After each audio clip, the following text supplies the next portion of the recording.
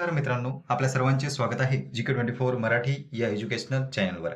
आजच्या व्हिडिओमध्ये आपण नगर परिषद भरतीचा अंदाजित कट ऑफ किती लागू शकतो, तसेच अंतिम निकाल आणि जी गुणवत्ता यादी काही दिवसांपूर्वीच प्रसिद्ध करण्यात आलेली आहे, त्यामध्ये कोणत्या गोष्टींचा समावेश नाही याबद्दल माहिती जाणून घेणार आहोत. चला तर मग सुरुवात करूया आजच्या व्हिडिओला.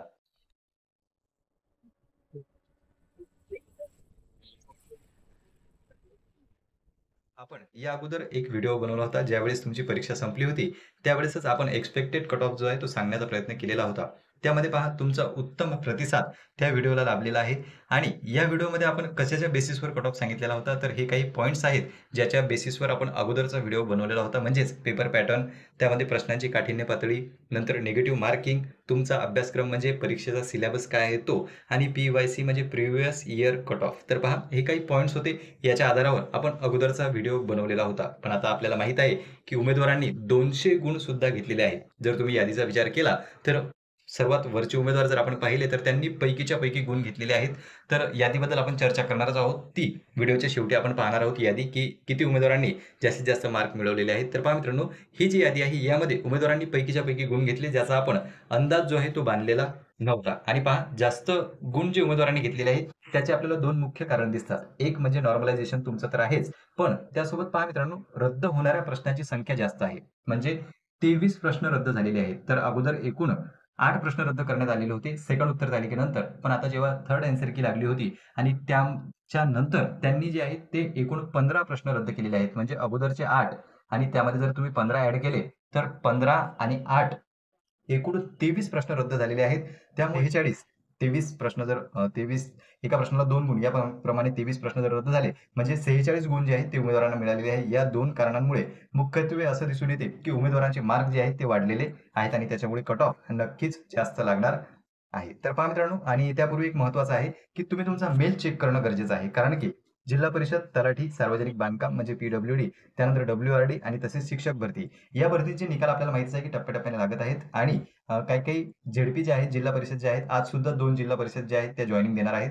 तर यामध्ये जर तुम्हाला जॉईनिंग मिळत असेल तर तुम्ही जॉईनिंग घेऊन घ्या. कारण की पहा, तलाठी भरतीची रिपीट गुणवत्ता यादी प्रसिद्ध करण्यात आली. त्यामध्ये जो उमेदवार टॉपला होता त्याची सुद्धा रँकिंग घसरलेली आहे आणि जो उमेदवार खाली होता तो सुद्धा वर गेलेला आहे. त्यामुळे कधीही सरळ सेवा भरतीचं जोपर्यंत तुमच्याकडे जॉईनिंग लेटर येत नाही तोपर्यंत तुम्ही शाश्वती दर्शवू शकत नाही. म्हणून तुम्हाला ज्या विभागामध्ये सध्या नोकरी मिळत आहे तेथे तुम्ही जॉईन होणं गरजेचं आहे. आणि पहा मित्रांनो, यामध्ये जॉईन झालेले उमेदवार जे आहेत इथे जर जॉईन झाले तर दुसऱ्यांना सुद्धा इतर विभागामध्ये संधी मिळू शकते. आणि तुमचं डॉक्युमेंट व्हेरिफिकेशन बाकी असेल किंवा झालेलं असेल तर तुम्ही नक्की तुमचा मेल चेक करत राहा. तुम्हाला कधीही त्यावर मेल येऊ शकतो. जर तुम्ही मेल चेक केला नाही तर त्या ठिकाणी तुमची डेट जी आहे ती जाऊ शकते. म्हणून तुम्ही तुमचा मेल चेक करा, तुम्ही जर इतर भरत्या दिलेल्या असतील तर. पहा मित्रांनो, जर तुम्ही जॉबच्या शोधात आहात आणि तुम्हाला जॉब शोधण्यात अडचण येत आहे किंवा कंपन्यांमध्ये अप्लाय करून सुद्धा तुम्हाला त्यांच्याकडून जर कोणताही रिस्पॉन्स मिळत नसेल तर आता नो टेन्शन. त्यासाठी अमेझिंग सोल्युशन घेऊन आला आहे नेक्स्ट लेवल.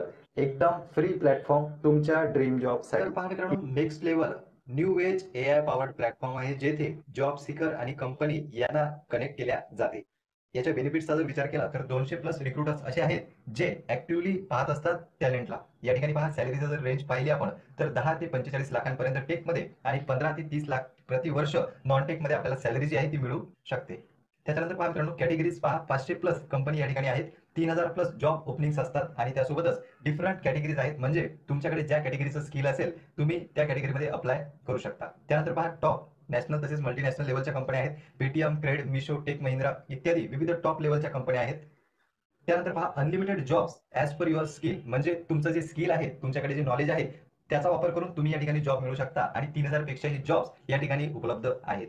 त्यानंतर पहा मित्रांनो, तुम्ही कोणतीही संधी या ठिकाणी मिस होणार नाही, कोणतीही ऑपॉर्च्युनिटी तुमच्याकडून मिस होणार नाही. त्याचं कारण असं की तुम्ही एखाद्या पोस्टसाठी अप्लाय जरी केलेलं नसेल तर तुमचं ज्याप्रमाणे प्रोफाईल तयार आहे, तुम्हाला जो जॉब सुटेबल आहे तेथे या ऍपमधून ऑटोमॅटिकली अप्लाय केल्या जाणार आहे, जेणेकरून कोणतीही ऑपॉर्च्युनिटी तुमच्याकडून मिस होणार नाही. नंतर पहा मित्रांनो, तुम्हाला जर तुमचे चान्सेस जास्त इन्क्रीज करायचे आहे तर तुम्ही या ठिकाणी AI चा वापर करून तुमचा एक व्हिडिओ तयार करू शकता, जेणेकरून तुमचे 10 पटीने चान्स या ठिकाणी वाढतात.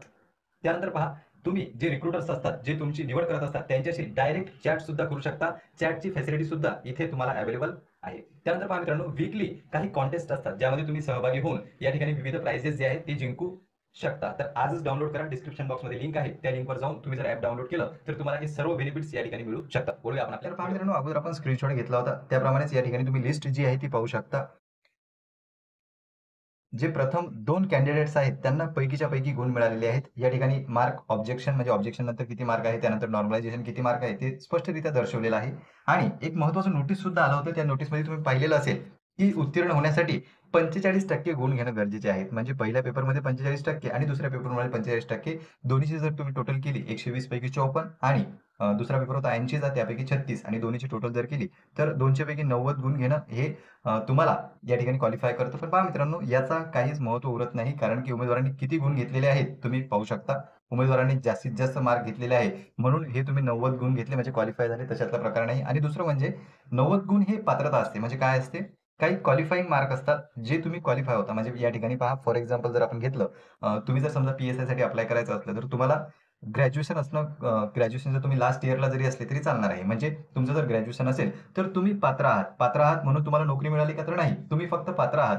पण या ठिकाणी परीक्षा दिल्यानंतर तुमचं सिलेक्शन होईल. तसंच पहा, जर जे 45% आहेत ते फक्त तुम्हाला पात्रता ठरवतात, म्हणजे तुम्ही पात्र आहात हे ठरवतात, तुमची नियुक्ती किंवा निवड ठरवत नाही. त्यामुळे तुम्हाला जर कोणी सांगत असेल की 90 मार्क आहेत, तुम्ही क्वालिफाय झाले वगैरे, तशातला काही भाग नाहीये. 90 मार्क फक्त या ठिकाणी पात्र ठरण्यासाठी आवश्यक असतात. 90 मार्कच्या खाली ज्यांना मार्क मिळतील ते परीक्षेच्या बाहेर जाणार आहेत. त्यानंतर पहा मित्रांनो, ही जी आहे ती लिस्ट, या लिस्टमध्ये जर तुम्ही विचार केला तर आपल्याला अगोदर मी तुम्हाला सांगितलं होतं की कोणत्या कोणत्या गोष्टीचा समावेश नाही. तर पहा, इथे तुम्हाला रोल नंबर दिसताय, त्यानंतर संपूर्ण नाव दिसतंय, त्यानंतर पेपर 1, पेपर 2 हे दोन्ही मार्क आफ्टर ऑब्जेक्शन आणि मार्क आफ्टर नॉर्मलायझेशन आणि नंतर तुमचा टोटल स्कोर. पण पहा मित्रांनो, यात जे आहे तुमची कॅटेगरी नाहीये. यामध्ये विशेष म्हणजे जो आपला कट ऑफ लागत असतो किंवा आपल्या ज्या जागांवर निवड होत असते, ती आपल्याला माहित आहे की कॅटेगरी अनुसार निवड होत असते. त्यामुळे पहा, इथे उमेदवाराची कॅटेगरी कोणती आहे तेच आपल्याला कळालेलं नाही. आणि त्यासोबतच समांतर आरक्षणाचा सुद्धा यामध्ये कॉलम दिलेला नाहीये. म्हणजे मुख्य दोन गोष्टी अशा आहेत ज्या या लिस्टमध्ये नाहीयेत, ती म्हणजे कॅटेगरी आणि त्यानंतर समांतर आरक्षण. तर पहा, हे जे दोन प्रवर्ग आहे इथे त्यांनी नमूद केलेले नाही. त्यामुळे एक्झॅक्ट कोणत्या कॅटेगरीचा कॅन्डिडेट वरती आहे ते सांगणं तर शक्य नाही. म्हणून पहा, जागेचा जर तुम्ही विचार केला तर आपल्याला साधारणतः ही जी लिस्ट पाहिली, तुम्ही लिस्ट पाहू शकता की 1000 जी मुलं आहेत ते आपल्याला इथे पहा,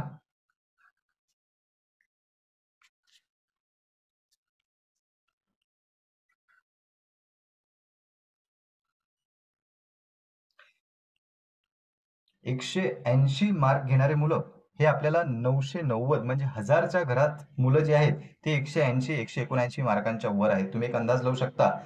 जे कर निर्धारणाच्या जागा आहेत त्या पूर्णपणे 1000 ही जागा नाहीत. तरी सुद्धा काही उमेदवार 180च्या जवळपास आहेत, 1000 उमेदवार. म्हणून तुम्ही कट ऑफचा जो आहे मित्रांनो, तर पहा, माझा अंदाज असा आहे की 180 ते 86, 180 ते 186 दरम्यान ओपनचा कट ऑफ असू शकतो. म्हणजे पहा, हा टॉपचा उमेदवार नाहीये, हा ओपनच्या लिस्टमधील सर्वात खालचा जो उमेदवार असणार आहे त्या संदर्भात आपण बोलतोय.